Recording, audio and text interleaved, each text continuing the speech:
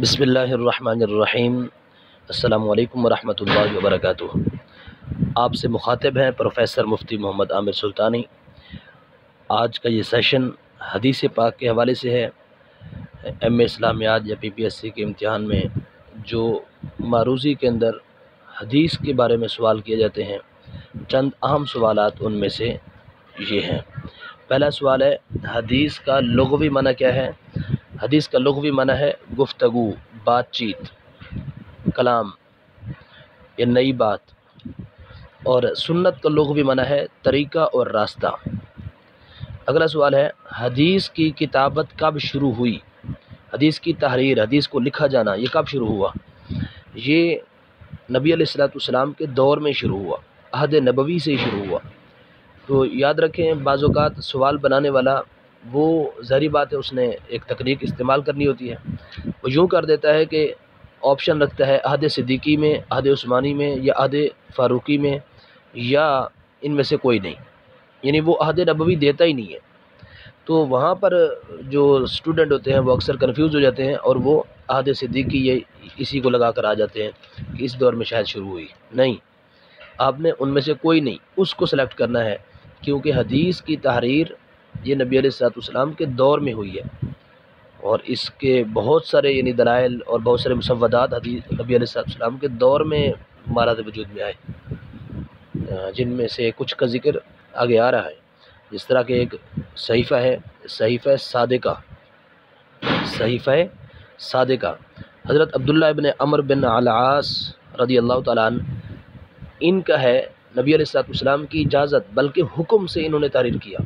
پہلے یہ حدیث لکھا کرتے تھے، اور پھر چند لوگوں نے ان کو کہا کہ حضور کبھی مزاح میں ہوتے ہیں، کبھی غصے میں ہوتے ہیں، آپ ہر بات لکھ لیتے ہو۔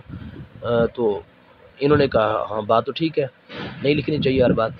تو پھر انہوں نے جب رک گئے اور یہ بات نبی علیہ السلام کو بتائی کہ میں نے اس وجہ سے اب نہیں لکھ رہا، نبی علیہ السلام نے فرمایا نہیں، اس ذات کی قسم جس کے قبضہ قدرت میں میری جان ہے، میرے منہ سے سوائے حق کے کچھ نہیں نکلتا، لہذا تم لکھا کرو۔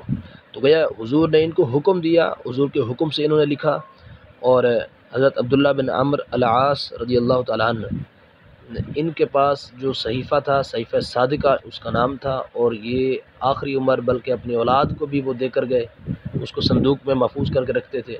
اس کے اندر کم از کم 1000 احادیث پائی جاتی تھی، لکھی ہوئی تھی۔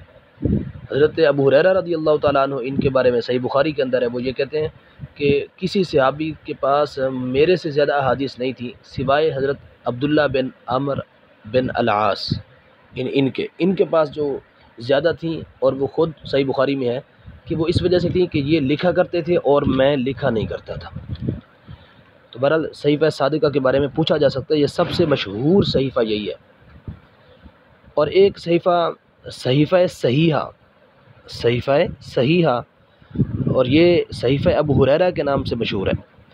حمام ابن منبہ آپ کے شاگرد ہیں، انہوں نے حضرت ابو ہریرہ رضی اللہ تعالیٰ عنہ سے لکھا، یعنی آپ کی مرویات، آپ کی روایت کردہ احادیث کو حضرت حمام بن منبہ نے لکھ لیا، آپ کے شاگرد تھے۔ تو یہ صحیفہ ابو ہریرہ کے نام سے مشہور ہے، اور یہ بعد میں مفقود تھا، ملتا نہیں تھا، لیکن آج سے 100 سال پہلے تقریباً یہ ڈاکٹر حمید اللہ نے اس کو تلاش کر لیا برلن یونیورسٹی سے، برلن لائبریری سے، یعنی جرمنی کے شہر برلن، وہاں پر لائبریری سے، اور اسی طرح دمشق کے اندر وہاں پر لائبریری سے انہوں نے تلاش کیا ڈاکٹر حمید اللہ نے۔ صحیفہ حمام ابن منبہ یا صحیفہ ابو ہریرہ یا صحیفہ صحیحہ، ان تینوں میں سے کوئی بھی آ سکتا ہے نام، تو وہ یہی ہے۔ اور یہ سوال پوچھا جا سکتا ہے کہاں سے ملا ہے، تو دمشق کے اندر، اور دوسرا جرمن کے شہر برلن، یہاں 2 نسخے ان کے ملے ہیں، ایک وہاں سے اور ایک ادھر۔ تو ان کو تلاش کرنے والے ڈاکٹر حمید اللہ ہیں۔ ڈاکٹر حمید اللہ کے بارے میں جاننا انتہائی ضروری ہے، ان کو آپ مکمل ان کی ہسٹری پڑھیں، ان کی جو کتابیں ہیں ان کے بارے میں کم از کم 1-2 سوال ضرور آتا ہے، کیونکہ ان کا بہت زیادہ کام ہے۔ یہ وہ شخصیت ہیں کہ بھارت میں، یعنی اس وقت یہاں پر یہ جب متحدہ بر صغیر تھا یہیں پر پیدا ہوئے، اور بعد میں یہ اس کی اکثر زندگی یورپ میں گزری، اور انہوں نے فرانسیسی زبان میں ترجمہ قرآن کیا، جو اس وقت جس کے 20 سے زیادہ ایڈیشن چھپ چکے ہیں۔ ایک ایڈیشن میں 1000 نہیں بلکہ ہزاروں کی تعداد میں، اس طرح ان کا لاکھوں کی تعداد میں یہ کتاب ترجمہ قرآن شائع ہو چکا ہے۔ یورپ میں سب سے زیادہ جو ترجمہ سیل ہو رہا ہے وہ یہی فرانسیسی زبان میں ترجمہ قرآن ڈاکٹر حمید اللہ کا ہے۔ اور اسی طرح فرانسیسی زبان میں انہوں نے شاہ ولی اللہ کی کتاب حجت اللہ البالغہ اس کا ترجمہ کیا ہے۔ امام محمد بن حسن شیبانی کی کتاب ہے، وہ کتاب السیر مشہور ہے بہت، اس کا ترجمہ بھی فرانسیسی زبان میں انہوں نے کیا ہے۔ اور ان کی ایک کتاب مشہور ہے خطبات بہاولپور، جو بہاولپور یونیورسٹی میں 1980 میں انہوں نے آ کر یہ یہاں لیکچر دیے تھے، 8 مارچ سے لے کر 20 مارچ تک 12 دن، تو وہ لیکچر ان کے بعد میں شائع کیے گئے، یعنی ایک فی البدیہہ جو لیکچر دیے گئے، ان لیکچر کو جب کتابی شکل میں شائع کیا گیا تو بہت تحقیقی مواد اس میں موجود ہے، بلکہ اس کا جو 5واں خطبہ ہے، یعنی 12 خطبے 5واں جو خطبہ ہے وہ کتاب السیر، اسی سیر کے حوالے سے انٹرنیشنل ریلیشن شپ اس کے حوالے سے قانون بین الممالک، تو یہ بہت اہمیت کا حامل ہے۔ پوچھا جا سکتا ہے انٹرویو میں بھی خطبات بہاولپور کا 5واں خطبہ کس حوالے سے ہے، تو یا یہ کہ قانون بین الممالک یا کتاب السیر کے جو حوالے سے ہے وہ خطبہ اس کا کیا نمبر ہے، تو یہ 5واں خطبہ ہے ڈاکٹر حمید اللہ کا، بہاولپور یونیورسٹی کے اندر خطبات بہاولپور کے نام سے کتاب شائع ہو چکی ہے۔ اسی طرح ان کی کتابیں نبی علیہ الصلوۃ والسلام کے حوالے سے، ایک یہ ہے کہ عہد نبوی میں نظام تعلیم، اسی طرح ایک ہے عہد نبوی میں نظام حکمرانی، پہلا نظام تعلیم دوسرا نظام حکمرانی، اسی طرح ایک ہے عہد نبوی کے میدان جنگ، اور اسی کا انگلش ایک ٹرانسلیشن ہے، کتاب ہے battlefield of the prophethood, یعنی نبی علیہ الصلوۃ والسلام کے میدان جنگ، عہد نبوی کے میدان جنگ۔ تو اسی طرح ایک ہے ان کی رسول اکرم کی سیاسی زندگی، پہلے تھا نظام حکمرانی، عہد نبوی کا نظام حکمرانی، اب ہے رسول اکرم کی سیاسی زندگی، یہ بھی انہی کی کتاب ہے۔ اور ایک ہے جو حضور نے وسیقہ جات یعنی خط وغیرہ لکھے تھے ان کو انہوں نے جمع کیا، پوری کتاب لکھی الوثائق السیاسیہ کے نام سے، اس کا اردو ترجمہ بھی شائع ہو چکا ہے، ملتا ہے، الوثائق السیاسیہ یعنی سیاسی عہد نامے۔ تو یہ ڈاکٹر حمید اللہ کو سرچ کریں، اس کو پڑھیں، ان کا تاریخ وصال ہے 202 عیسوی 2002 عیسوی میں ان کا وصال ہے، امریکی ریاست فلوریڈا وہاں پر ان کا وصال ہوا اور وہیں پر یہ مدفن ہے ان کی۔ دوبارہ ڈاکٹر حمید اللہ نے صحیفہ صحیحہ حضرت ابو ہریرہ کا جو تحریر کردہ آپ کے شاگرد حمام ابن منبہ کو جو آپ نے تحریر کروایا تھا وہ انہوں نے تلاش کیا برلن اور دمشق سے۔ تو اس کے بعد ہے اگلا سوال ہمارا ہے کہ عصر حاضر کی تحقیقات نے نبی علیہ الصلوۃ والسلام کے متعدد خطوط اور وثائق منکشف کیے ہیں، جن میں دعوت نامے مشہور کون سے ہیں؟ وہ ایک ہے مقوقس سے مصر اور نجاشی کو لکھے گئے دعوت نامے، نبی علیہ الصلوۃ والسلام نے جو ان کو مصر کے بادشاہ مقوقس اور نجاشی حبشہ کا بادشاہ اس کو جو لکھے تھے دعوت نامے وہ زیادہ مشہور ہیں۔ آگے احادیث کو تلاش کر کے جمع کرنے کا حکم کس نے دیا؟ یہ حضرت عمر بن عبدالعزیز رضی اللہ تعالیٰ عنہ نے سرکاری سطح پر پہلی بار یہ حکم دیا، یعنی یہ جو پوچھا جا رہا ہے سوال یہ سرکاری سطح پر ہے، باقی انفرادی طور پر علماء اور صحابہ تابعین تو یہ کرتے رہے، لیکن سرکاری سطح پر پہلا آرڈر حضرت عمر بن عبدالعزیز رضی اللہ تعالیٰ عنہ نے دیا کہ حدیث کو جمع کیا جائے، ایک باقاعدہ تدوین کی جائے۔ یاد رکھیں حدیث کے حوالے سے قرآن کی تدوین یہ حضرت ابوبکر صدیق رضی اللہ تعالیٰ عنہ نے جمع کیا تھا۔ آگے ہے 2 صدی ہجری کی جس کتاب کو بہت شہرت حاصل ہوئی اس کا نام کیا ہے؟ یہ موطا ہے، امام مالک رحمۃ اللہ علیہ کی ہے، اس کے اندر 1720 احادیث ہیں اور آپ نے 15-16 سال اس پر لگائے، اور حدیث کے حوالے سے پہلے بھی یعنی مسود تحریریں موجود تھیں، حدیث کے حوالے سے مکتوبات موجود تھے، لیکن کتابی شکل میں ایک پہلی بار ایسی یعنی کتاب منظر عام پر آئی موطا کے نام سے، جو امام مالک رحمۃ اللہ علیہ نے لکھی۔ موطا کا معنی ہوتا ہے، یہ بھی پوچھا جا سکتا ہے، موطا کا معنی ہے روندی ہوئی۔ تو یہ علماء نے اس پر دوبارہ نظر ثانی کی، یعنی آپ نے 70 سے زائد علماء کو پیش کیا کہ اس پر نظر ثانی کرو، جو کمی بیشی مجھے بتاؤ۔ تو اس طرح علماء کی نظروں سے گزری ہوئی، روندی ہوئی یہ کتاب تحقیق کے سارے جو مراحل تھے اس سے گزر کر آئی۔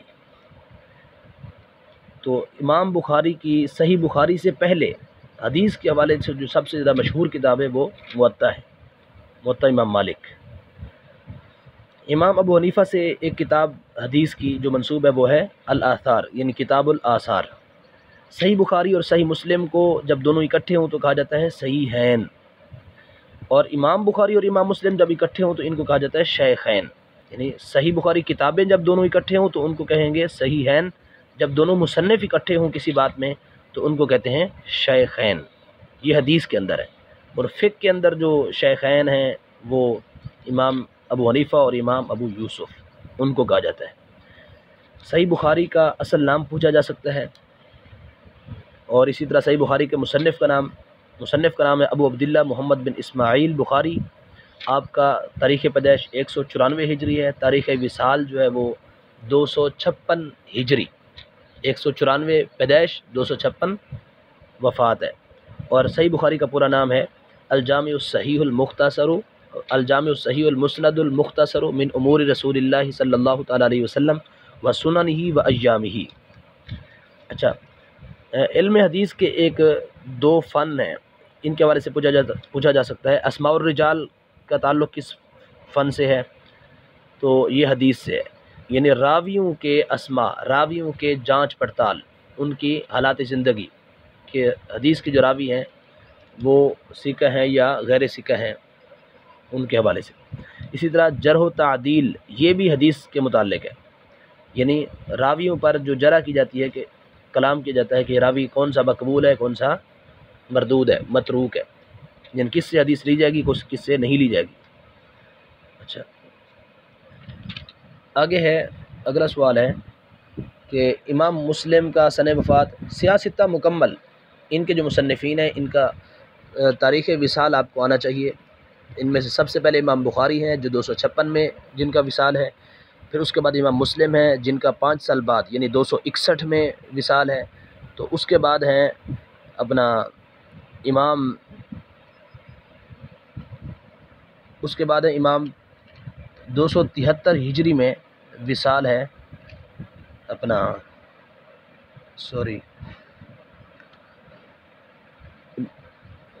امام ابن ماجہ کا جو وصال ہے 273 ہجری میں، یعنی 61 کے بعد 273 ہجری، 12 سال بعد امام ابن ماجہ ان کا تاریخ وصال ہے۔ پھر اس کے بعد 2 سال بعد امام ابو داؤد، ابن ماجہ کے بعد ابو داؤد، تو یہ 275 ہجری، اور اس کے بعد یعنی 4 سال بعد 279 یہ امام ترمذی۔ سب سے آخر میں سیاستہ کے جو مصنف سب سے آخر میں جن کا وصال ہے وہ ہے 303 ہجری میں امام نسائی۔ تو یہ سارے آپ یاد کر لیں، سیاستہ میں 6 کتابیں آتی ہیں، ان کے نام آنے چاہیے اصل، اور ان کے مصنفین کے نام آنے چاہیے، اور ان کے سن وفات وہ یاد ہونا چاہیے۔ اور سیاستہ یہ اہل سنت کی ہاں مشہور حدیث کی معتبر ترین کتابیں ہیں 6، اور اہل تشیع یعنی شیعہ حضرات جو ہیں فقہ جعفریہ، ان کے نزدیک جو ہے نا وہ 4 کتابیں ہیں، ان کے نزدیک اصول اربع کہلاتی ہیں۔ ہمارے ہاں سیاستہ، ان کے نزدیک اصول اربع 4 کتابیں ہیں، وہ ان کے ہاں وہ یعنی معتبر ترین حدیث کی کتابیں ہیں۔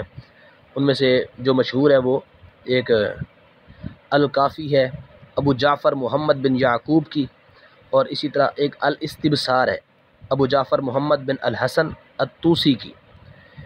تو اس طرح ان دونوں کو یاد کر لیں کہ ابو جعفر محمد بن، یہاں تک تو دونوں سیم ہیں، آگے ہے یعقوب اور دوسرے میں الحسن، تو الکافی جو کاف والی ہے وہ یعقوب ان کی ہے، اور الاستبصار جس کے اندر سین آتا ہے یہ الحسن ابو جعفر محمد بن الحسن توسی کی ہے، اس طرح آپ یاد کر سکتے ہیں۔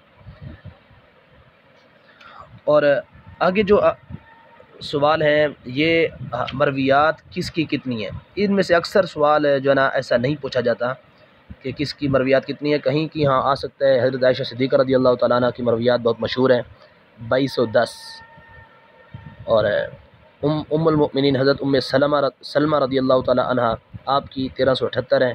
ابو ہریرہ رضی اللہ تعالیٰ عنہ کی پوچھا جا سکتا ہے 5374، اور حضرت انس بن مالک رضی اللہ تعالیٰ عنہ یہ کتنے سال حضور کی خدمت میں رہے؟ 10 سال رہے، خادم رسول کہا جاتا ہے۔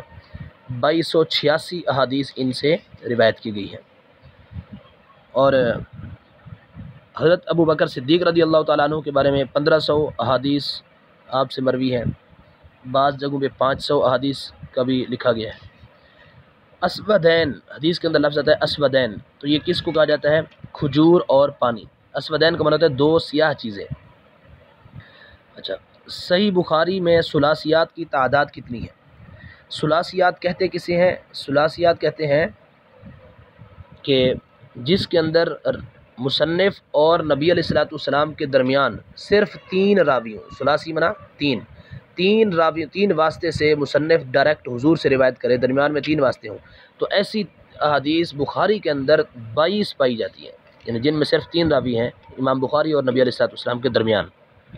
سنن ابن ماجہ کے اندر بھی ثلاثیات موجود ہیں، لیکن ان کی تعداد 5 ہے۔